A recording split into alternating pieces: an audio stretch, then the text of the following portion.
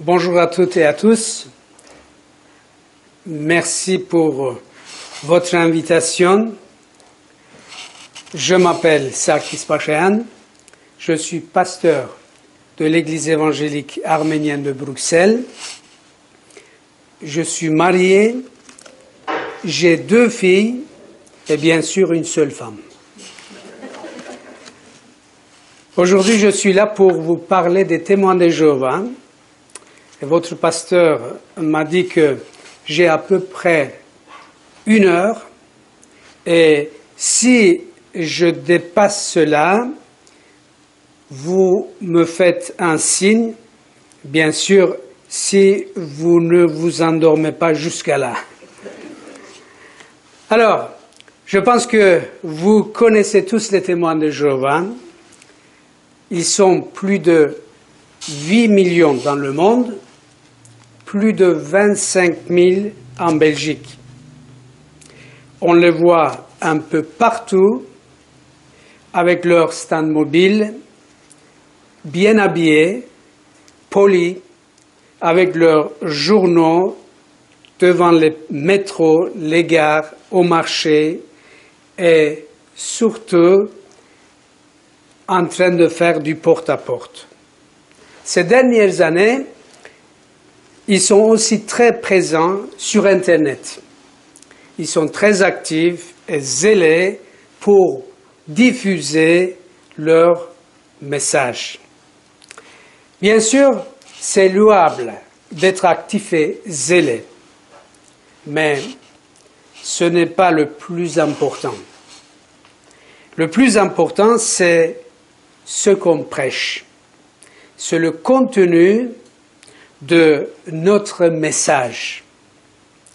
Cela est valable, bien sûr, non seulement pour les témoins de Jéhovah, mais aussi pour toutes les églises et pour tous les mouvements religieux.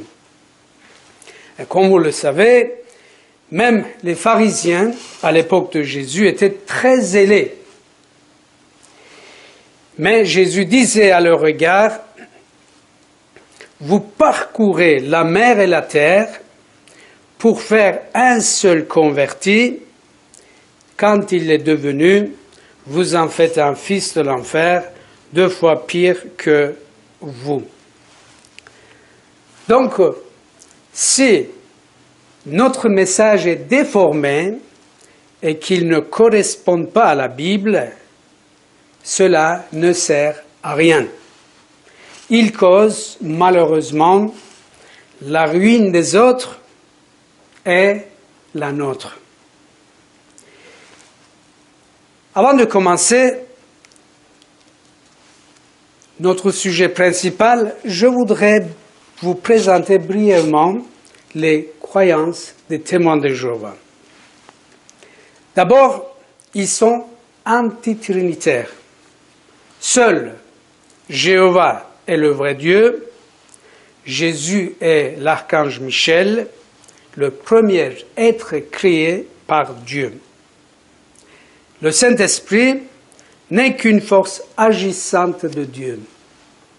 Pas d'enfer, pas de jugement pour les pécheurs, leur jugement, leur punition, c'est la mort physique. Pas de survie de l'âme à la mort. Le diable et les démons seront anéantis définitivement à la fin. La terre subsistera éternellement et deviendra un jour paradis. Pour les croyants, il y a 2 espérances. Une vie céleste pour 144 000 élus et une vie terrestre pour tous les autres fidèles. Seuls les 144 000 peuvent participer à la Sainte Seine qu'ils organisent 1 fois par an. Jésus est mort non sur une croix, mais sur un poteau. Jésus est ressuscité non pas physiquement, mais en esprit. Jésus est revenu invisiblement et est devenu roi en 1914 dans le ciel. Satan est chassé du ciel et le royaume de Dieu est établi dans le ciel, donc en 1914. Pour eux, Dieu n'est ni omniprésent, ni omniscient. Ils ont leur propre traduction de la Bible, la traduction du Monde Nouveau, qui est une traduction bien adaptée à la théologie de l'organisation. Pas de transfusion sanguine, pas de fêtes chrétiennes comme Pâques et Noël, pas d'anniversaire de naissance. Donc ils ont 2 journaux, Tour de garde et Réveillez-vous, par lesquels ils diffusent leur message. Ils se considèrent bien sûr comme la seule vraie religion et toutes les autres sont fausses et sataniques.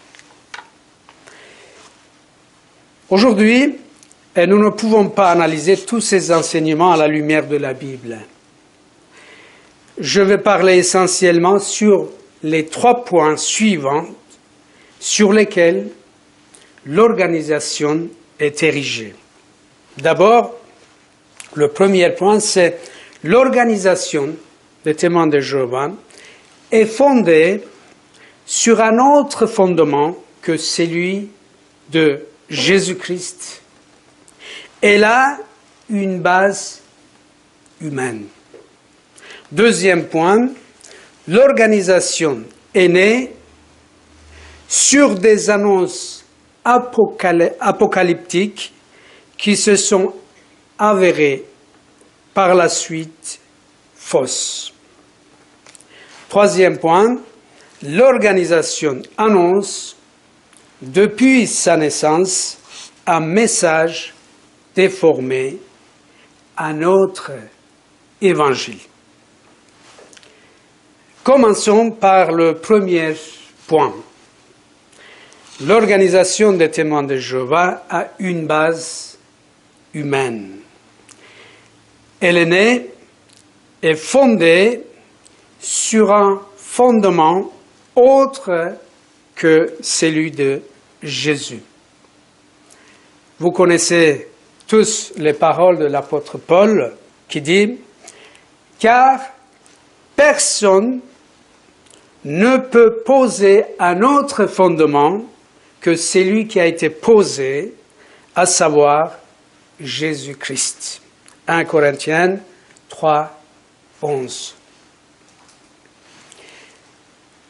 Même si les témoins de Jéhovah citent la Bible et le nom de Jésus, il y a à la base de cette organisation d'abord un Américain qui s'appelle Charles Taze Russell, puis Joseph Rutherford qui le remplace à sa mort. Et ensuite, la base de ce mouvement devient une organisation, une classe spéciale appelée esclaves, fidèles et avisés. Bien sûr, les témoins de Jéhovah répètent sans cesse qu'ils ne sont pas des disciples d'un maître humain, qu'ils ne suivent pas un homme, mais qu'ils suivent Jésus-Christ et la Bible. Mais les faits historiques nous montrent une autre réalité. À la base de cette organisation se trouve en réalité une seule personne, Charles Taze Russell. C'est lui qui a fondé cette organisation en 1879. Et c'est bien lui qui a fixé toutes les croyances.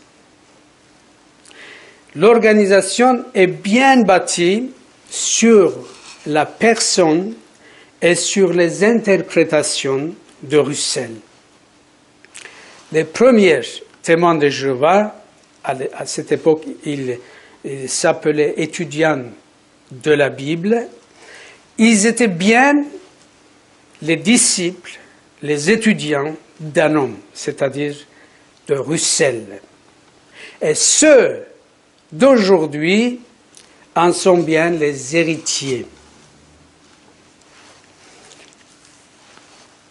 Quand nous lisons les premiers écrits de l'organisation, nous voyons bien que Russell était accepté par tous les premiers témoins de Jéhovah comme un élu de Dieu, un prophète de Dieu, comme la bouche et la voix de Dieu.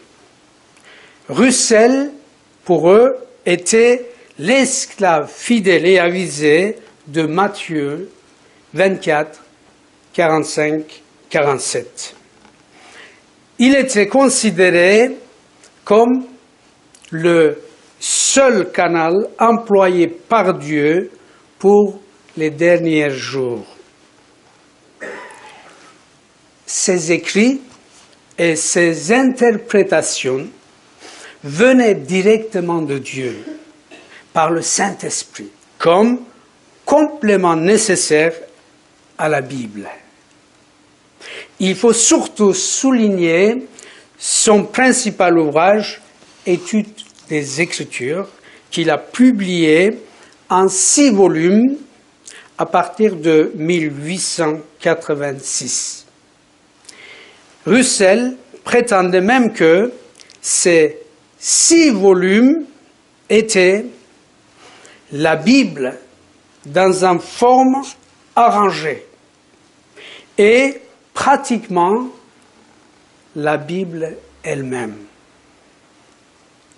Pour les premiers témoins de Jéhovah, rejeter Russell et ses enseignements revenait à rejeter Dieu lui-même. Effectivement, l'organisation était bien fondée au départ sur la personne et les interprétations de Russell. Lorsque Russell est mort en 1916, c'est Rutherford qui prend le contrôle de l'organisation. Voyant que tout était bâti sur la personne et les interprétations de Russell, et voyant aussi que les prophéties de Russell s'avèrent fausses, Rutherford, pour assurer la survie de l'organisation, commence à réorganiser le mouvement. Mais il y a un obstacle. Cet obstacle, c'est Russell lui-même. Les témoins de Jéhovah, comme nous l'avons dit, croyaient que Russell était le seul canal employé par Dieu. Ils croyaient que toutes les lumières divines avaient déjà été données par Russell au peuple de Dieu. Il ne fallait pas les annuler ou les modifier, mais accepter tels qu'ils étaient. Rutherford, avec beaucoup de tact, commence à enseigner que s'attacher à Russell à ce point et dire qu'il est l'unique canal, l'esclave fidèle et avisé de Matthieu 24, signifie en effet le culte de la personnalité, une idolâtrie. Alors, il lance l'idée que l'esclave fidèle et avisé n'est pas une seule personne, mais un groupe spécial composé de 144 000 personnes. Et il lance aussi l'idée que la lumière et les vérités bibliques ne se sont pas arrêtées avec la mort de Russell, mais commencent davantage à luire à partir de l'année 1918. Avec cette idée de la lumière divine grandissante, Rutherford impose ces nouveaux enseignements. En s'intégrant aussi dans ces 144 001, il se charge d'une autorité spirituelle. Il se présente comme le porte-parole de Dieu sur terre. Bien sûr, il fait passer toutes ces idées, ces enseignements, sous la couverture de l'esclave fidèle et avisé qui n'est que fictif. En réalité, c'était lui seul qui dirigeait et décidait tout. Nous pouvons même dire que le vrai fondateur des témoins de Jéhovah actuels n'est pas Russell, mais bien Rutherford. Donc, depuis Rutherford, petit à petit, on a mis de côté Russell et à sa place, on a érigé la conception de l'organisation théocratique représentée par quelques personnes à Brooklyn. Tout ce qu'on affirmait par rapport à Russell, maintenant, on les affirme et on les applique à l'organisation. Mais là, il y a un non-sens. D'un côté, on pratique le culte de la personnalité lorsqu'on accepte Russell comme esclave fidèle et avisé, le canal de Dieu ou le prophète de Dieu. De l'autre côté, on applique tout cela librement à l'organisation comme si c'était tout à fait normal. Pourquoi est-ce le culte de la personnalité lorsqu'il s'agit de Russell et ne l'est-il pas lorsqu'il s'agit de l'organisation? Voici quelques prétentions des témoins de Jéhovah concernant leur organisation. Un prophète chargé par Dieu pour parler en son nom. Donc l'organisation est considérée comme un prophète chargé par Dieu pour parler en son nom. L'unique canal de communication de Dieu sur terre. Le seul représentant terrestre de Dieu. La seule organisation utilisée et dirigée par Dieu et par son esprit. Pour les témoins de Jéhovah, actuellement, Dieu parle, conduit et révèle ses vérités par la Bible, c'est bien, par le Saint-Esprit, et par cette organisation. Ainsi, l'organisation se met à l'égal à l'Esprit de Dieu et à la Bible. Donc l'organisation est la seule organisation qui conduit à la connaissance de la vérité et au salut. Sans elle, on ne peut pas comprendre et interpréter la Bible correctement. La seule véritable religion agréée par Dieu. Toutes les autres religions sont fausses et sataniques. Par conséquent, pour être sauvé et pour avoir l'approbation de Dieu, il faut appartenir à cette organisation et la suivre fidèlement.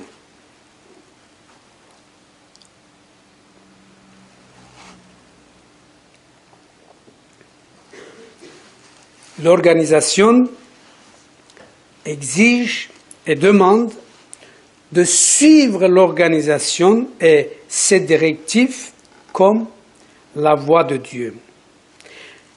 Il ne faut jamais se rebeller contre l'organisation. Toute révolte contre elle est dirigée contre Dieu. Il faut lui montrer une obéissance absolue et un respect total.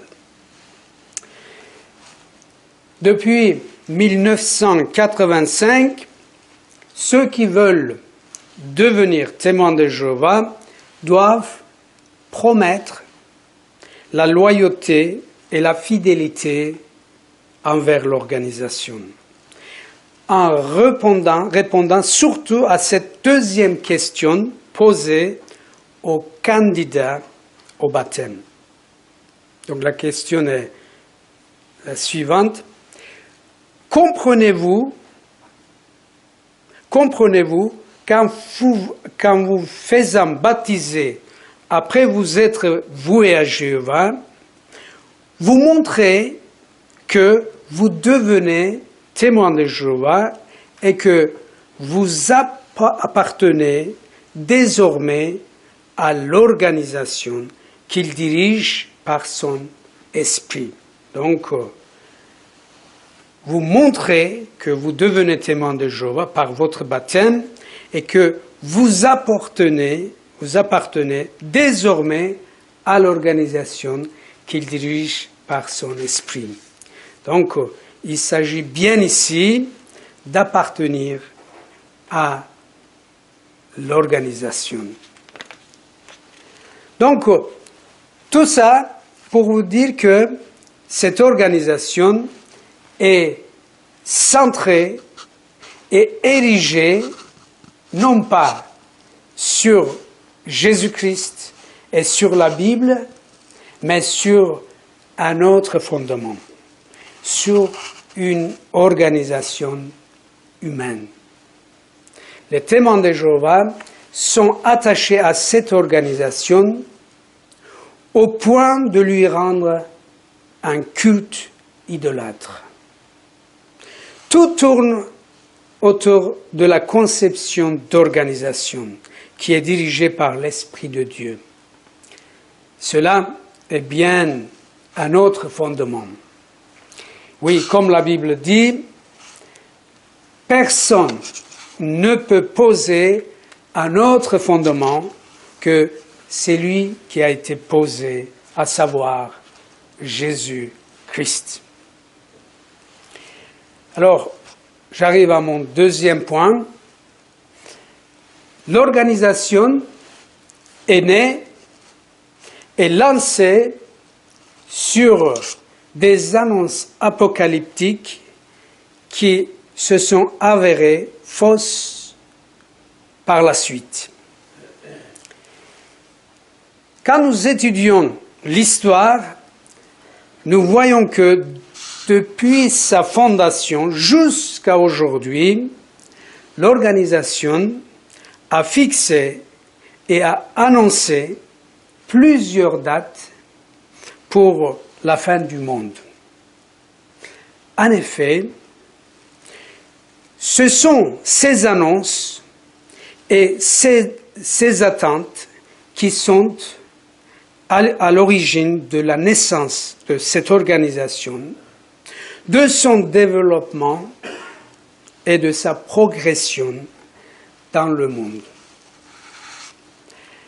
Savez-vous que Russell avait créé et lancé ce mouvement pour proclamer le message que Jésus est de retour ou présent depuis 1874 invisiblement et que la fin du monde aura lieu en 1900 1914.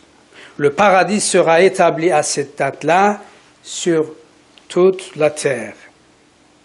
Depuis sa fondation en 1879 jusqu'en 1914, pendant plus de 30 ans, c'était leur message. Donc, Jésus est de retour en 1874 et la fin du monde aura lieu en 1914. Même le but principal de la création du journal de la Tour de Garde était bien de diffuser à l'humanité ce message, de sorte que les premières tours de garde portaient ce titre. Enfin, j'ai un exemplaire. Alors, le titre c'est « La tour de garde est messagère de la présence de Christ ». Donc, ça veut dire la présence de Christ en 1874. Mais ce message qu'ils ont annoncé pendant plus de 30 ans, Jésus est de retour en 1874, et la fin du monde aura lieu en 1914, donc la terre sera paradis.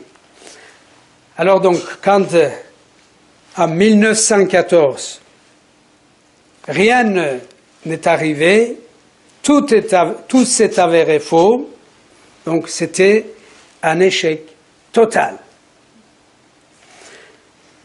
La date de 1914 est une preuve incontestable que cette organisation et son message étaient faux.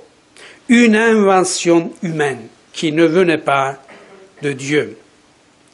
Rutherford, qui a remplacé Russell, a complètement modifié ce message. Pour la survie de son organisation, c'est alors qu'il a inventé l'idée qu'en 1914, le royaume de Dieu était né et établi non sur terre, mais dans le ciel. Il a tout simplement transféré le lieu de sa réalisation de la terre dans un domaine céleste invérifiable. Bien sûr, Rutherford aussi a annoncé plusieurs dates pour la fin du monde. D'abord, la date de 1918, puis 1925, et ensuite les années 1940, les années 40. Le résultat était encore un échec total. De 1940 à 1965, l'organisation insiste sur l'idée qu'avant la disparition de la génération de 1914, la fin surviendra. Le résultat, un échec total. De 1965 jusqu'à 1976, les témoins de Jéhovah annoncent pour 1975 la fin de 6000 ans d'existence humaine sous la domination du péché et du diable. Donc, le résultat, encore une fois, un échec total. En 1975, rien n'est arrivé. De 1976 jusqu'à 1995, l'annonce et l'attente de l'organisation sont de nouveau la fin du monde avant la disparition de la génération de 1914. Le résultat, un échec total. Ainsi, Toute l'histoire de l'organisation se résume en effet en différentes annonces apocalyptiques, en prophéties mensongères qui se terminent chaque fois par un échec complet. Donc, à la lumière de Deutéronome 18, 21, 22, nous pouvons dire que cette organisation est bien un faux prophète. Nous y lisons ceci. Peut-être diras-tu dans ton cœur, comment reconnaîtrons-nous la parole que l'Éternel n'aura pas dite? Quand ce que dira le prophète n'aura pas lieu et n'arrivera pas, ce sera une parole que l'Éternel n'aura pas dite. C'est par arrogance que le prophète l'aura dite. N'ayez pas peur de lui. Alors on peut poser la question, comment l'organisation a survécu à toutes ces fausses prophéties?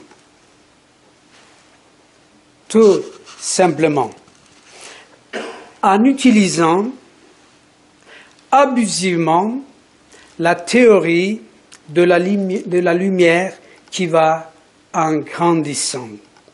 De Proverbe 8, 14. Donc quand il y a une prophétie qui ne s'accomplit pas, alors ils ont dit on s'est trompé, la lumière, chaque fois donc ça agrandit, alors donc avec ça, ils font oublier. Alors, jusqu'à maintenant, l'organisation utilise cette théorie pour justifier leur nouvelle vue et pour camoufler leurs erreurs du passé. Et en réalité, on peut même dire que c'est grâce à cette fausse théorie que l'organisation est née, s'est développée et continue toujours à exister. Voilà, pour résumer, jusqu'à ici, nous avons vu 2 points. L'organisation est basée, le premier point, l'organisation est basée sur un fondement autre que Jésus-Christ et la Bible. Elle a une base humaine. Donc, deuxième point, l'organisation est née et lancée sur des annonces apocalyptiques qui se sont avérées fausses par la suite. Maintenant, nous arrivons au troisième point qui est l'organisation annonce depuis sa naissance un message déformé, un autre évangile. L'organisation déforme en effet l'évangile du royaume, l'évangile du salut en Christ. Donc, l'organisation déforme l'évangile du royaume de Dieu et l'évangile du salut en Christ. Commençons par l'évangile du royaume. Les témoins de Jéhovah citent très souvent Matthieu 24, 14, où Jésus dit « Cette bonne nouvelle du royaume sera proclamée dans le monde entier pour servir de témoignage à toutes les nations. Alors viendra la fin. » Pour les témoins de Jéhovah, le royaume de Dieu est un sujet favori. Mais quel est en effet le contenu de l'évangile du royaume qu'il prêche partout, à travers des livres, des journaux et du porte à porte? Voici la réponse de l'organisation. Selon la chronologie biblique et les prophéties déjà réalisées, le royaume de Dieu a été établi dans les cieux avec Jésus-Christ pour roi en 1914. Tour de garde, 1er août 2004, page 4-7. Une autre citation. C'est donc en 1914 que Jésus est revenu d'une manière invisible et sans fanfare. Et seuls ses serviteurs fidèles se sont rendus compte de son retour. Le plus grand homme de tous les temps, chapitre 132. À propos de l'évangile à annoncer, il déclare ceci. Aujourd'hui, il faut annoncer la bonne nouvelle que Jésus-Christ est de retour, que le royaume de Dieu et du Christ est établi et domine déjà dans les cieux, et que, sous peu, Satan, ses angéniques et ses serviteurs sur la terre seront anéantis. Cette bonne nouvelle du royaume, page 18. Est-ce que vous arrivez à saisir le contenu de l'évangile du royaume des témoins de Jéhovah? En effet, ils enseignent que Jésus-Christ est déjà revenu. Quand? En 1914. Comment? Invisiblement. Et que le royaume de Dieu est établi et domine déjà. Où? Dans le ciel. Depuis quand? Depuis octobre 1914. Mais que dit la Bible à propos de cet évangile du royaume qui est déjà établi dans le ciel et du retour invisible du Christ depuis 1914? Avant tout, la Bible déclare très clairement que personne ne connaît la date ni du retour du Christ, ni du rétablissement du royaume de Dieu. Vous connaissez les versets, Matthieu 24, 36, 42. Pour ce qui est du jour et de l'heure, personne ne le connaît. Ni les anges des cieux, ni le Fils, mais le Père seul. Et Actes, chapitre 1, verset 6, 7. Seigneur, est-ce en ce temps-ci que tu vas rétablir le royaume pour Israël? Il leur répondit, il ne vous appartient pas de connaître les temps et le moment que le Père a fixé dans sa propre autorité. Et la Bible nous parle toujours d'un royaume à venir et d'un Christ qui va venir bientôt. Donc il y a des versets pour ça aussi. Donc convertissez-vous, car le royaume de Dieu est proche. Marc 1, 14, 15. Un chemin, prêchez et dites, le royaume des cieux s'est approché. Matthieu 10, 7. Bien sûr, nous connaissons bien quand Jésus dit, Apocalypse 22, 20, oui, je viens bientôt. Et Philippiens 3, 20, nous lisons, pour nous, notre cité est dans les cieux. De là, nous attendons le Seigneur Jésus-Christ. Et Jacques nous dit, soyez patients, car le retour du Seigneur est proche. Donc, la Bible nous parle d'un royaume à venir et d'un Christ qui revient bientôt.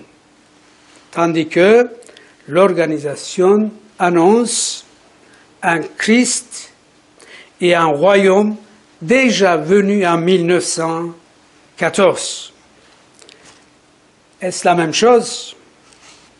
Ne s'agit-il pas d'un message déformé?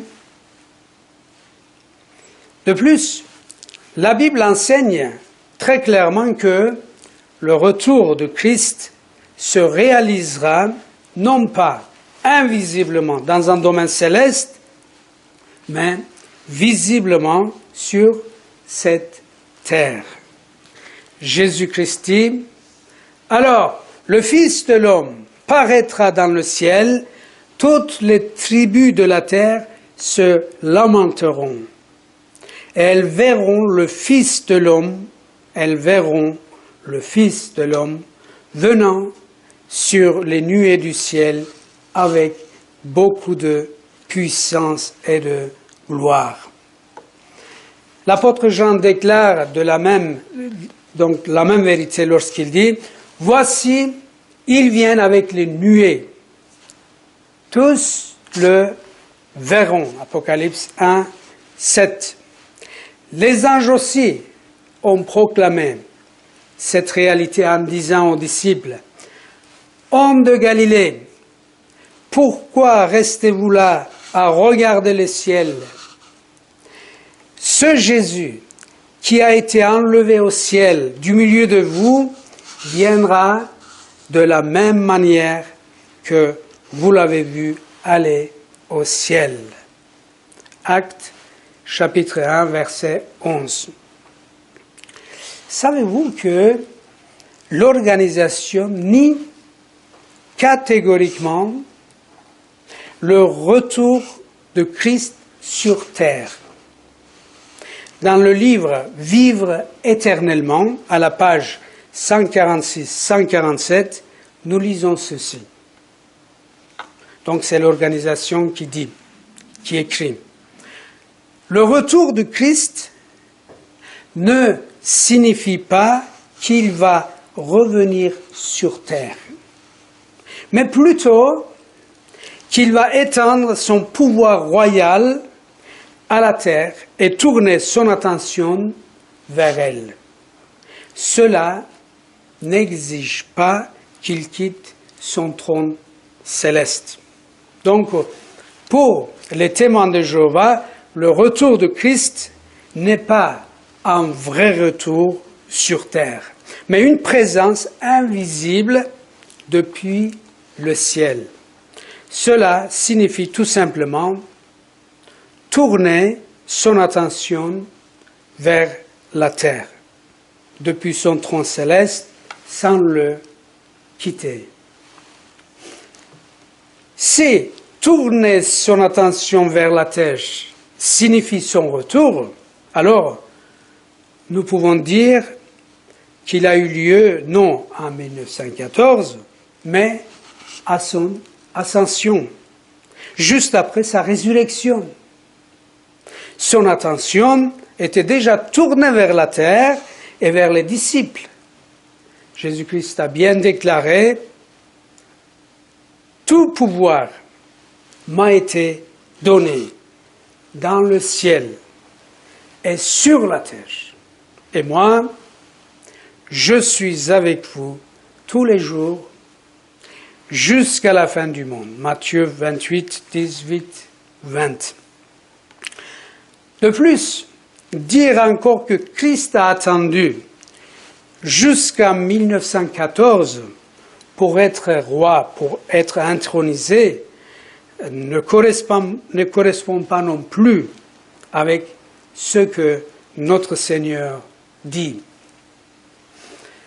Apocalypse 3, 21, Jésus dit, « Le vainqueur, je le ferai asseoir avec moi sur mon trône, tout comme moi aussi, j'ai vaincu et me suis assis avec mon Père sur son trône. » Donc, il était déjà, à sa résurrection, quand il est monté au ciel, il était déjà assis sur son trône.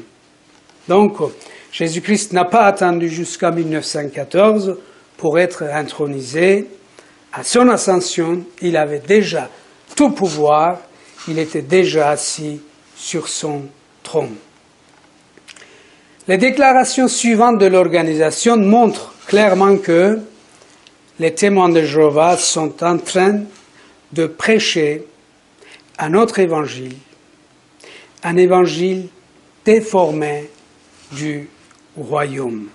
Écoutez bien ce que l'organisation déclare. Ainsi, en 1914, le bon message du royaume de Dieu à venir n'avait plus sa raison d'être. Donc, le royaume de Dieu à venir n'avait plus sa raison d'être. Le message que les chrétiens ouins de l'Esprit doivent prêcher, les témoins de Jéhovah prêcher, doit désormais être le message du royaume de Dieu venu. Ce doit être le message du royaume de Dieu né, établi dans les cieux. Tour de garde, 15 avril 1958, page 120. Cet évangile concernant le royaume de Dieu établi en 1914 est tellement important qu'il est devenu le principal but de leur périodique de la tour de garde. Avant, on avait dit, donc, la tour de garde messagère de la présence de Christ, donc 1874. Maintenant, ils ont changé ça. Alors, qu'est-ce qu'ils ont mis? La tour de garde annonce le royaume de Jéhovah. Et en fait, ils veulent dire le royaume de Dieu établi dans les cieux en 1914. Donc, la tour de garde, en effet, donc, diffuse ce faux royaume supposé établi en 1914, et cela depuis plus de 100 ans. Donc, chaque tour de garde est un témoignage, une preuve de l'évangile faussé du royaume de Dieu. Pour conclure, la proclamation « Jésus est venu en 1914 et le royaume de Dieu est déjà établi dans le ciel » diffère complètement de la bonne nouvelle du royaume à venir, annoncée par Jésus et ses disciples. De ce fait, leur message constitue un autre évangile qui tombe sous le jugement sévère de l'apôtre Paul. Mais si nous-mêmes, ou si un ange du ciel vous annonçait une bonne nouvelle différente de celle que nous vous avons annoncée, qu'il soit anathème. Galates 1, verset 8. Vous êtes là, vous n'êtes pas fatigué? Ça va? Alors, revenons maintenant à notre dernier point qui est l'organisation fausse non seulement l'évangile du royaume, mais aussi l'évangile du salut. Lorsqu'elle divise le peuple de Dieu en deux classes, avec deux voies de salut différentes pour chacune. Chez les témoins de Jéhovah, comme nous l'avons dit, le peuple de Dieu est divisé en deux classes. La classe céleste, composée de 144 000 personnes, et la classe terrestre, composée d'une grande foule qu'on ne peut pas compter. Donc il y a deux programmes de salut différents pour chaque classe.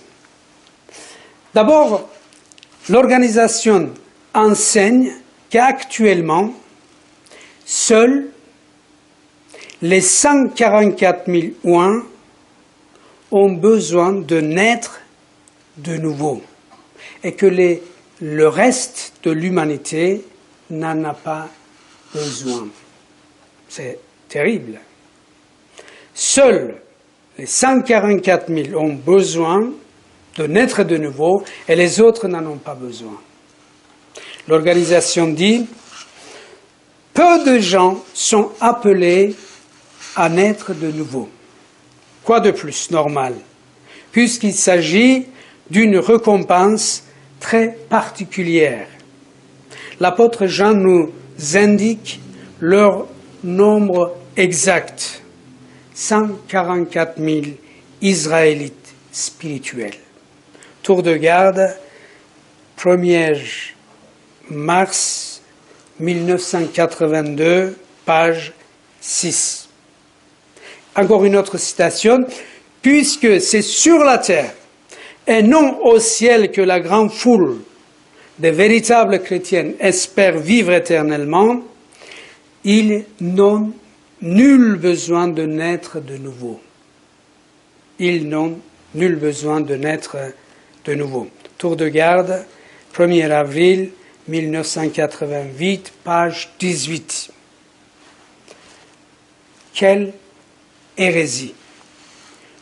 Où est-il écrit dans la Bible que la nouvelle naissance est réservée seulement pour 144 000 personnes et que les autres n'en ont pas besoin? Contrairement à cela, Jésus-Christ déclare « En vérité, je te le dis, si un homme ne naît de nouveau, il ne peut voir le royaume de Dieu. Si un homme ne naît d'eau et d'esprit, il ne peut entrer dans le royaume de Dieu. » Jean 3, 3, 7. Jésus-Christ demande la nouvelle naissance pour le salut, pour entrer et pour voir le royaume de Dieu, pour chacun. Tandis que l'organisation la limite aux 144 000 personnes. Qui dit la vérité? Qui faut-il écouter et suivre?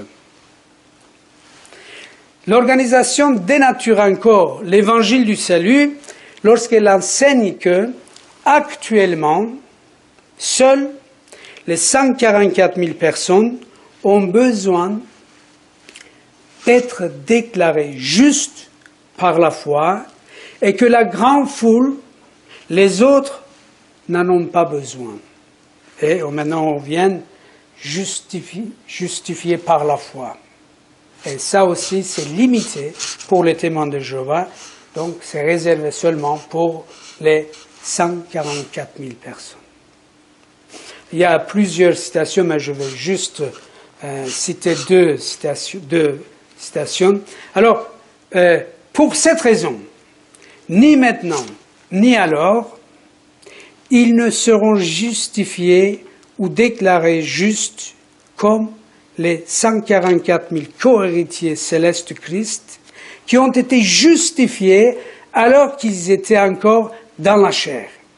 Les membres de la grande foule ne passeront pas de la nature humaine à la nature spirituelle et par suite, ils n'ont pas besoin d'être justifiés par la foi et de se faire imputer la justice comme les 144 000 élus. La vie éternelle dans la liberté des fils de Dieu, page 391. Les autres membres obéissants de l'humanité seront déclarés justes pour la vie éternelle après avoir subi l'épreuve avec succès à la fin du règne millénaire du Christ. Tour de garde, 15 février 1955, page 61-62. Donc, la justification par la foi n'est valable actuellement que pour les 144 000 personnes. Les autres doivent encore attendre la dernière épreuve à la fin du millénium.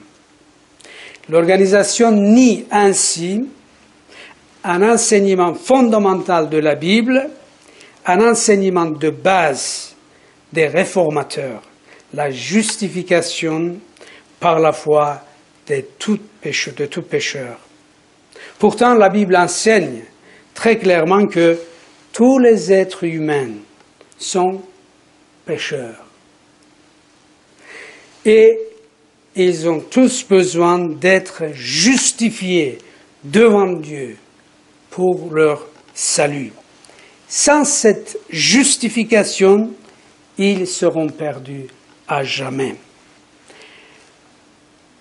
L'apôtre Paul nous dit « Car tous ont péché et sont privés de la gloire de Dieu, et ils sont gratuitement justifiés par sa grâce, par le moyen de la rédemption qui est en Jésus-Christ. » Romains 3, 23-26.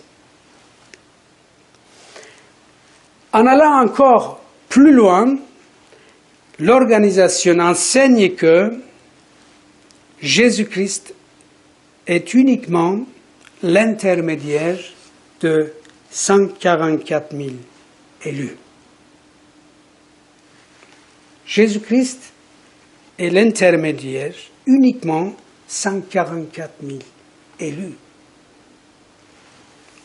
Voilà encore quelques citations. Ainsi, au sens biblique et restreint du terme, Jésus n'est médiateur que pour les chrétiens ou un seulement. Tour de garde, 15 juillet 1979, page 31. Une autre citation, pareillement, Jésus-Christ, le grand Moïse, ne fait pas fonction de médiateur entre Jéhovah et l'humanité tout entière. Il est médiateur entre Jéhovah et la nation de l'Israël spirituel, dont les membres se limitent à 144 000. Donc, sécurité universelle sous le règne du prince de paix, pages 10 et 11. Encore une prétention blasphématoire de la part de l'organisation concernant l'œuvre de la médiation du Christ. La Bible déclare par contre à ce propos, elle dit « Il y a un seul Dieu et aussi un seul médiateur entre Dieu et les hommes, Jésus-Christ, homme, qui s'est donné lui-même en rançon pour tous. » 1 Timothée 2, verset 6. L'organisation déforme encore l'évangile du salut lorsqu'elle renie le châtiment et le jugement à venir des pécheurs. Les méchants incorrigibles seront anéantis définitivement à leur mort. Il n'y aura pas de résurrection, pas de jugement, pas d'enfer, pas de punition pour les péchés commis ici-bas. L'organisation présente l'enfer comme l'anéantissement total de la personne et le jour de jugement comme un jour heureux pour toute l'humanité. En effet, pour eux, le jour de jugement, c'est le règne millénaire de Christ. Donc le jour de jugement, c'est le règne de Christ, le 1000 ans. Alors donc, je vais encore dire une dernière chose, ainsi je vais terminer mon sujet. L'organisation des témoins de Jéhovah dénature la voie du salut lorsqu'elle fait dépendre le salut de l'homme de l'attachement à leur organisation. Donc pour eux, pour être sauvés, il faut s'attacher à l'organisation. Alors donc, il y a une citation, « Une seule arche traversa le déluge. Une seule organisation, l'organisation visible de Dieu, traversera la grande tribulation imminente. Pour obtenir la vie éternelle, il vous faut appartenir à l'organisation de Jéhovah et faire la volonté divine. » Donc, pour obtenir la vie éternelle, il vous faut appartenir à l'organisation de Jéhovah et faire la volonté divine. Vous pouvez vivre éternellement, donc page 255. Pourtant, la Bible est très claire à ce sujet. Notre salut ne dépend pas de notre appartenance à une quelconque organisation religieuse, mais de notre acceptation de Jésus-Christ en tant que notre Seigneur et Sauveur. L'apôtre Paul dit, « Si tu confesses de ta bouche le Seigneur Jésus, et si tu crois dans ton cœur que Dieu l'a ressuscité d'entre les morts, tu seras sauvé. » Donc Romains 10, verset 9. Il n'est pas question ici d'appartenance à une organisation, mais à Jésus-Christ. Jésus dit encore, « Venez à moi, vous tous qui êtes fatigués et chargés, je vous donnerai du repos. » Donc, il faut aller vers Jésus et non à une organisation ou à une église pour être sauvé. Pour conclure, la voie du salut ouverte par la rançon, par la mort de Christ, est la même pour tous ceux qui croient et acceptent Jésus-Christ. Il n'y a pas deux voies, il n'y a pas deux évangiles ou deux sortes de salut pour l'humanité. Sachez que la rançon du Christ est efficace et valable pour toute l'humanité. Elle assure dès maintenant le salut de tous ceux qui placent leur confiance en Jésus-Christ. Nous lisons, « C'est aussi pour cela qu'il peut sauver, Jésus peut sauver parfaitement ceux qui s'approchent de Dieu par lui, étant toujours vivants pour intercéder en leur faveur. » Chers amis, vous n'avez pas besoin d'attendre l'Armageddon ou la dernière épreuve pour assurer votre salut et votre éternité. Si vous croyez en Jésus et l'acceptez dans votre vie en vous repentant de vos péchés, vous pouvez être sauvés déjà maintenant. La mort, la rançon du Christ peut vous justifier et vous sauver complètement. Elle peut vous donner déjà maintenant le droit de devenir les fils de Dieu en vous faisant naître de nouveau.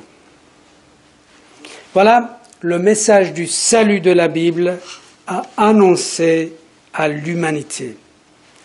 Déformer ce message du salut en le limitant par un nombre précis constitue en effet un autre évangile condamné par l'apôtre Paul. Restons vigilants et ne soyons pas écartés du grand salut préparé pour nous. Comme l'auteur de l'Épître aux Hébreux dit, comment échapperons-nous si nous négligeons un si grand salut? Alors donc, pour résumer, on a vu 3 points. L'organisation est fondée sur un autre fondement que celui de Jésus. Elle a une base humaine. Deuxième point, l'organisation est née sur des annonces apocalyptiques qui se sont avérées fausses par la suite. Troisième et dernier point, l'organisation annonce depuis sa naissance un message déformé, un autre salut. Donc un message déformé du royaume de Dieu et un message du salut déformé. Merci de votre attention.